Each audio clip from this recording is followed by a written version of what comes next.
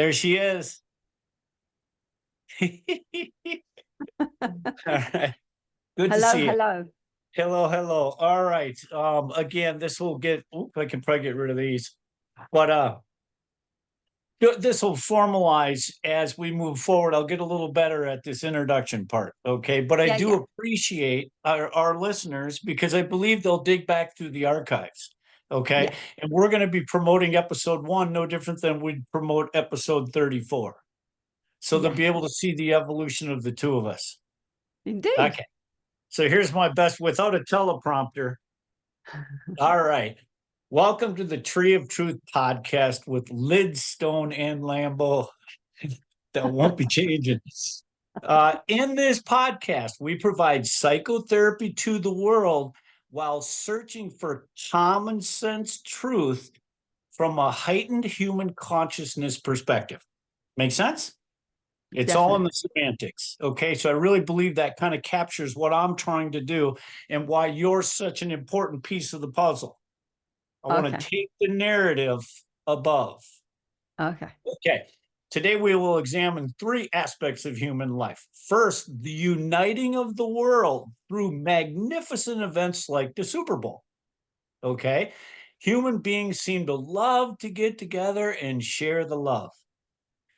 And in the case of the Super Bowl, we all love different teams, but in the end, we unite. So the next step is, why is that different than when it comes to uniting in religion or politics or something like the Great Awakening? Okay. And then finally, we're going to get Miss Lidstone's prediction on the Super Bowl. Oh my goodness. Oh, my goodness. Okay. All right. My name is Matt Lambeau. I'm a human consciousness researcher and author. You can find this podcast and everything about Lucinda Lidstone and myself at TreeOfTruth.org. That's TreeOfTruth.org. All right. With me is, of course, the lovable Lucinda Lidstone. She's a trained psychotherapist practicing for over 20 years somewhere in jolly old England. Correct? Correct.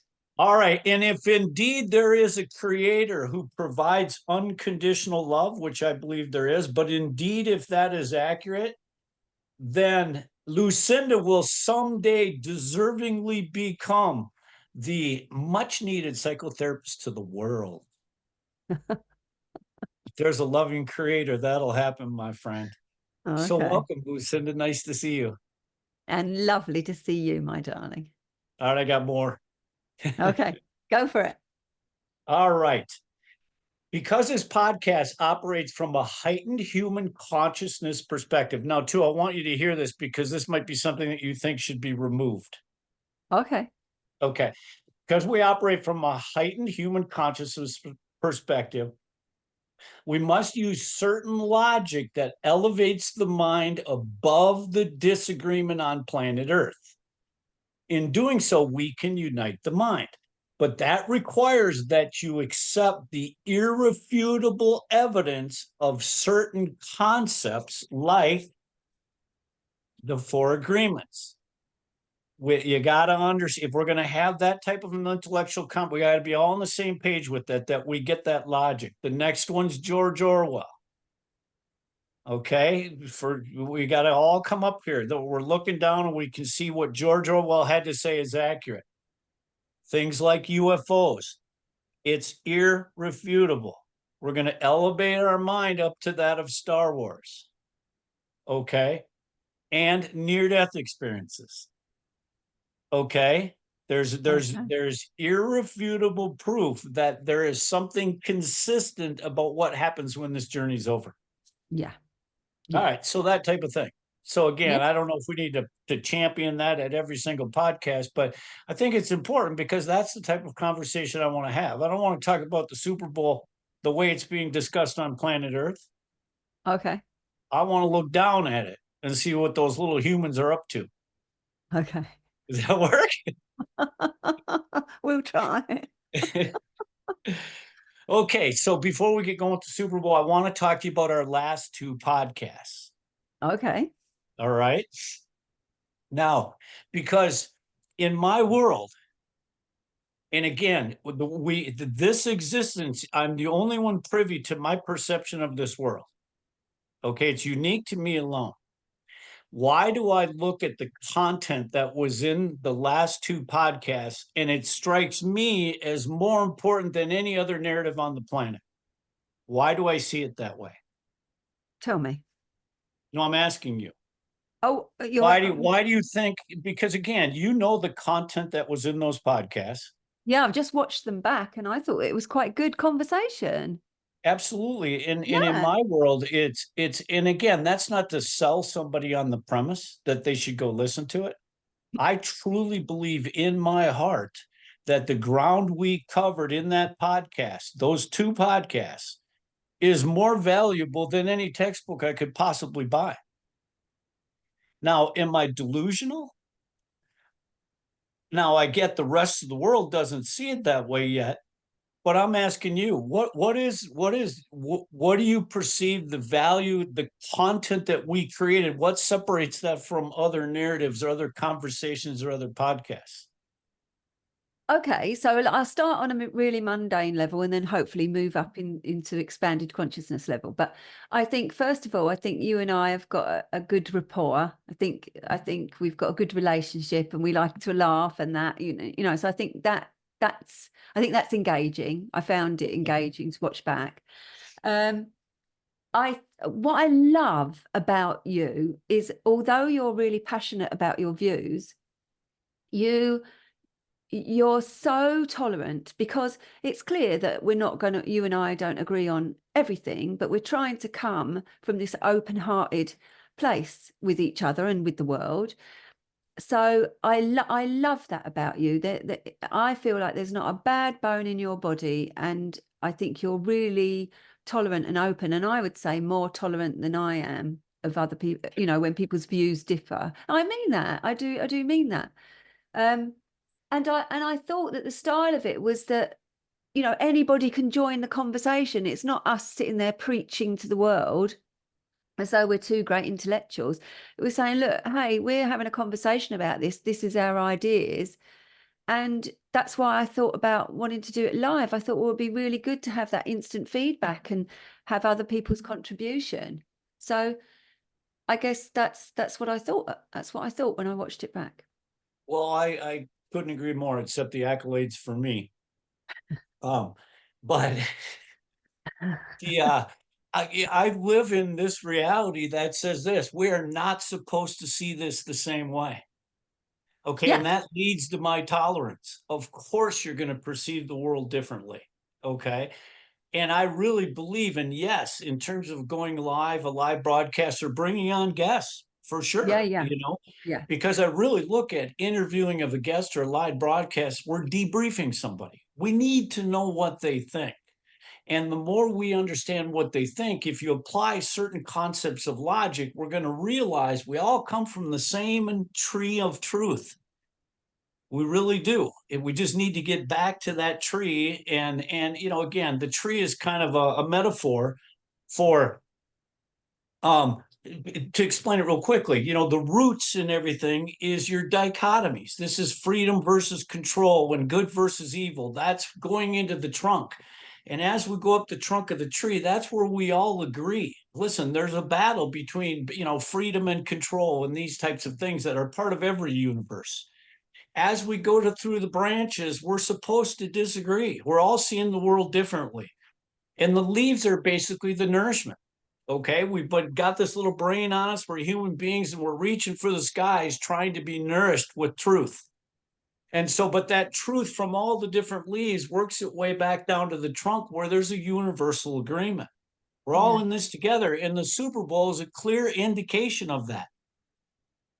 That's the natural state of the conscious soul is one that says, I want to hug this guy. Let's go. Let's party. Let's drink beer. And the fact that you can flip the channel from the Super Bowl to people chopping each other's heads off is indicative of the way this planet is unfolding. Yeah. Okay. So that maybe expounded a little further and off into the weeds, but it is. I have a contribution to make about the idea of a tree. In ancient traditions, the tree is fundamental. And if you think about the tree as a metaphor, the roots go down into the darkness, don't they? So in one way you could say that's the negative place or the earthly place. And then the branches and the leaves go up into the heavens, the inspirational world, and reach up into the divine. And the trunk separates those two places. So the place of earth and the place of heaven, if you like. So, but you can look at a tree in so many different ways as a great metaphor. So I love that anyway. The tree of truth. I love that. Yeah, and that was a brilliant observation. Absolutely. Okay. It's really reaching from the darkness and saying, nourish me with the light.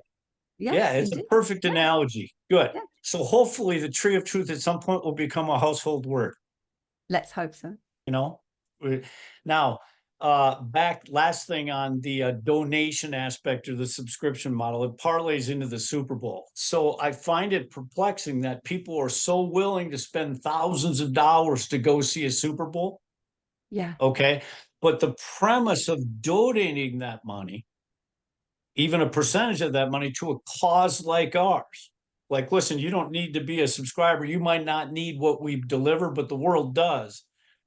So why is it that the human being is so willing to spend money on something that creates gratification, but yet the premise of taking that same money, and I'm talking about people who are rolling in the Benjamins, they got nothing but money. Why are they so skeptical in terms of possibly taking that same money and giving it to a good cause? Well, lots of things occur. I mean, bread and circuses, isn't it? Everybody will pay for entertainment. And the reason people like entertainment is, in one way, it gives us joy. And you talk about wanting to be joyful. We all want that. It's fun. It's an escape. And equally, it's an escape. It's an escape from everything that's difficult to think about, or truths that are hard to contemplate. And of course, it's big business, isn't it? Must be. I mean, because you have stars, don't you? Celebrities singing your national anthem. That's always a big thing, isn't it? And all the entertainment of the halfway, is it? I don't know. I don't know Yeah, how it all yeah, yeah, works. yeah. The halftime. I've seen that. Mhm. Yeah, I've seen that stuff. But I don't know. You tell me. Why do you think? Why is the Super Bowl so? Explain to an English woman why the Super Bowl is so massive. What is it about this American tradition? All right, good. Beautiful segue, my friend. Yeah, yeah. That's why neither of us get paid the big dollars yet. Due time. All right, here's what I see. Okay, first of all, I am donning this shirt. Ooh, Okay. okay. And I What don't is know if this you can shirt? see this back here, the I Packer can. I thing. can. Yeah, yeah. Okay, yep. So I am a Green Bay Packer fan, born and raised in Wisconsin. Okay. And if you look at America with all of its warts, okay, one silver lining has emerged that can't be denied, and that's American football. Okay. Yeah. If you look at our college stadiums, like there's one they call Big Blue, it's the University of Michigan. Okay, that stadium holds over 100,000 people. Wow. Okay, Lambeau Field holds 80,000 people. That's the home of the Green Bay Packers. But anyways, on any given Saturday, stadiums across the world, the United States, are all packed with people watching these football games. Trickle that out into the bars. The games are on all the TVs, and Yeah. people are there watching the games. And that's in the college rank, where there's hundreds of colleges literally in this country, I believe, that have stadiums that are filled because of football. Now you take it to the professional level and you go to the NFL, there's 32 teams, but those stadiums are packed and sold out, and the ticket prices are astronomical. And so it's just this phenomenon. Now, what it is about American football, I think, that separates it from soccer or Yeah. other types of football. It's the best athletes in the world, the fastest, strongest athletes in the world, and it's a green light to hit each other as hard as you possibly can. Just the pure Mhm. violence of the sport. Yeah. And then too, as you succeed, these athletes succeed, they themselves take on their own personas and become celebrities and become rich. So there's the theatrics behind it as well. We know all the characters.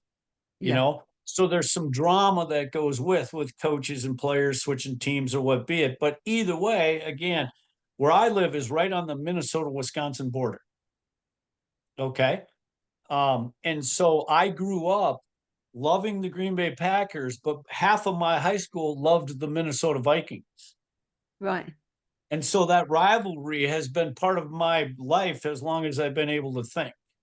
Is it friendly rivalry, or is it like in what you call soccer, what we call football? It can be really vicious, or is it friendly rivalry? Well, for the most part, absolutely friendly, but again, there are extremes. Now, the fact that I'm from Wisconsin and Wisconsin is known for its drinking, okay? Oh, okay. We Packer fans, we like to catch a little buzz and then we get a little mouthy, especially when our team wins. But Right. that's Okay. part of it. That's part of the lure So is does it break out into fights? absolutely Does it really? not necessarily fist fights, but without question, it divides families. And but when all's said and done, you know, this time of year, none of us made it to the Super Bowl, so we're all one big family. Our teams didn't go. Right. You know what I mean? So there's something unifying that it's division, but with purpose. And so, yeah, I mean, we Packer Viking fans, you know, they like soccer fans around the world. You know, they're going to have their arguments. There's people who take it too far, but without question, we're all this big unity because we love the sport. Yeah, and so I guess from a heightened human consciousness perspective, if I'm right, hey, you asked a great question the other day too, and that is, are they human in Oh, terms of indeed. UFOs? Yeah. Yeah. Um, I don't know if they're human per se, but I bet they got human passengers. Yes. Yes. Yeah, the powers that be, they there's that's a whole nother topic. It just blows my mind that there's people on this planet that believe they can lie to us about that stuff. It's crazy that we live in this fake reality because there's all of this clandestine classified things we're not privy to. Yeah. So, but anyways, back to the Super Bowl. So those of us human beings that are asleep, we're still partying anyways down here for the Yeah. Super Bowl. Yes. Um, I lost my train of thought, but yeah. So Oh, again, okay. yeah, go So ahead, right. please. Sorry. Rising up to a super consciousness, an expanded consciousness view. So if we were up there, you and I were in a little spaceship looking Mhm, down, what would mhm. we make of it from that bird's eye view? Okay, that's a great question. And I think we'd look down and we'd say, look at all those little human beings, man. They all love that thing. And if I Yeah. look at those little human beings, man, some are black, some are white, some are gay, some are Islamic, some are Jewish. They seem to have momentarily forgotten that they're not supposed to get along Yes. and they're enjoying this thing together. So obviously their minds are not thinking about from a, you know, a cynical standpoint. They're not thinking about what they're supposed to be thinking about, and that's their hatred for their neighbor. They've united in spite of our efforts. Now, to take it a little further and kind of rain on the parade, so to speak, you talk about the money and the magnitude. And now, again, with millions of viewers in this 3 to 4 or 5 hour segment, they control all that content. Yes, I And do. so you enter variables like Taylor Swift, okay? And just the pure ability to reach the hearts and minds of so many people through one broadcast is remarkable. Yeah. I Okay. guess if you're a celeb and you do the national anthem for the Super Bowl, then I guess you feel like you've made it. Oh, absolutely. That's a And two, huge thing. a lot of those artists. Now, you made a brilliant observation in the last podcast, and that's listen. There, you know, the artists that make it. I believe Beyonce's got like 30 Emmys or Grammys or something. So they keep parading the exact same people Yeah. that are as wealth and prosperous in the entertainment industry as you can get, and yet they're the same ones that are featured again and again and again. Obviously, you know, prohibiting other artists from surfacing. Yeah. And so and again, this isn't to poo-poo it on, it's a celebration. We're here for football. Let's not worry about the rest of the world at this moment. But from a heightened human consciousness perspective, the just the ability to manipulate the Yes. mind, okay, and that leads into commercials too, okay, Yes. because a big part of the Super Bowl is, yep, the halftime entertainment allows them to put their featured artists on the table. So, but the advertising aspect of it is intriguing as well. And just because of the way I view the world, I look at ads the way, when they're presented by insurance companies or banks, most importantly, and pharmaceutical companies.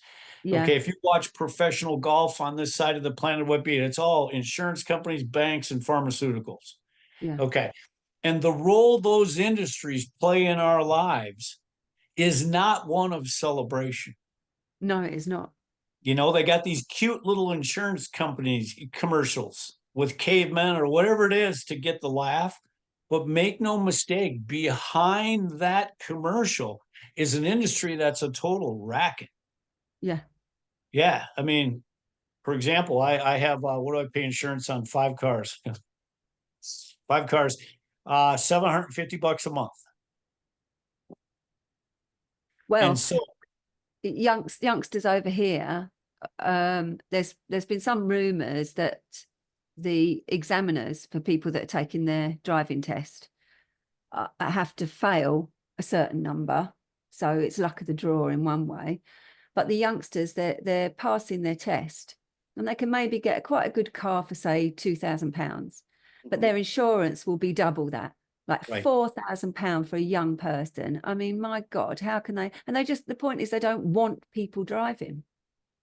Yeah, and two, if you just do the numbers, I mean, again, God bless the people who've got into the insurance industry, but there's multi millionaires Yeah. getting rich on that industry. And so again, that's poo-poo, and you're not supposed to look at it with that type of cynicism, you know. But if we're going to have an intelligent conversation about it as the Super Bowl unfolds, we have to realize it's nothing but bankers and rich industries and those that have truly corrupted our world. It's a celebration of them. Yes. Yes. It is. I've got a cynical question for you. Okay, by the With, way, it gave with, me a 10-minute warning. yeah, okay. With regard to your national anthem, Mhm. like, what meaning does that have? In light of what we were talking about the other day, politics and who's really in control, and great America, like Great Britain. I mean, does that even mean anything anymore? What does the national anthem mean to people? That's a great, great question. The best way I can answer it is this, is there is a mountain, a universe worth of difference between the American ideals and the American government. Yeah, yeah, yeah. Okay, that's it. Yeah. So in most minds, or I can't say most, but a lot of minds like mine, the national anthem still represents the American ideal. Okay, those that resent the national anthem understand that it stands for our government, who Yeah. is as guilty as any other government on this planet. Yeah. Okay.